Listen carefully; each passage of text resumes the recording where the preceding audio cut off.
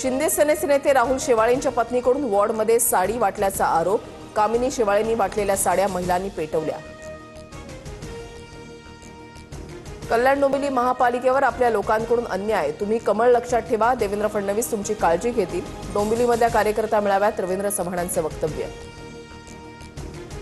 मुख्यमंत्री फडणवीस आज नागपूरमधील भाजप नगरसेवक आणि नगराध्यक्षांशी संवाद साधणार। बावनकुळेंच्या उपस्थितीमध्ये नगराध्यक्षांचा मुख्यमंत्री सत्कार करणार।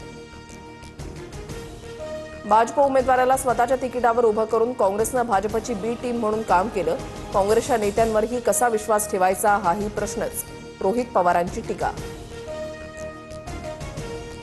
ठाकरे बंधूंच्या युतीची घोषणा उद्या होणार। वरळी एनएससीआय डोममध्ये पत्रकार परिषद घेण्याच्या तयारीत, सूत्रांची माहिती। मातोश्रीवर आज प्रमुख नेत्यांची बैठक।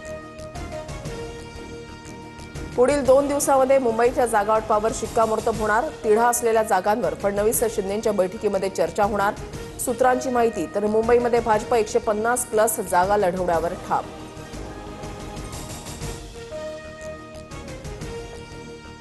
महाराष्ट्र विकासाच्या बाजूने खंबीरपणे उभा, महायुतीच्या सर्व कार्यकर्त्यांना शुभेच्छा। महायुतीला बहुमत मिळाल्यानंतर मोदी शहांकडून जनतेचे आभार।